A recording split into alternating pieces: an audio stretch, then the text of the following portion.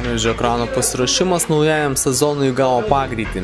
Ekipa jau 3 savaitę lieja prakaitą treniruotėse, o vaikinai spėjo patikrinti jėgas draugiškose rungtynėse su Daugpilio klubu.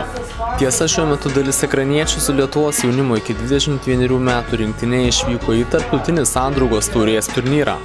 Iki jo jaunimo rinktinė sužaidė draugišką mačą su bendramžiais iš Latvijos bei su Žalgiris 3 komanda.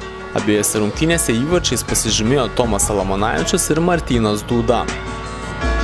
Šį šeštadienį ekraniečiai jėgas išmėgins su Kėdainių Nevėžio klubu. Tiesa, komanda versis be trečiadienį vakare į Sandraugos taurės turnyrą išvykusių gynėjų Edvino Girdvainio, Martyno Dūdos, saugų Luko Narbuto, Tomas Salamonavičiaus, Dovydo Norvilo ir Edgaro Baranausko. Praėjusią savaitę penktadienį ekraniečiai žaidė pirmasis kontrolinės rungtynes su Daugpilio ekipa ir be didelio vargo įveikė varžovus 3-0.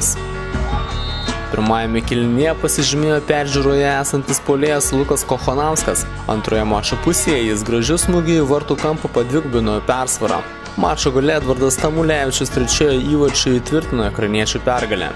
Tiesa, rungtynėse nebuvo Vaido Slavicko bei Arsenijaus Buinickio, abu žaidėjai dalyvauja užsienio klubų peržiūrose.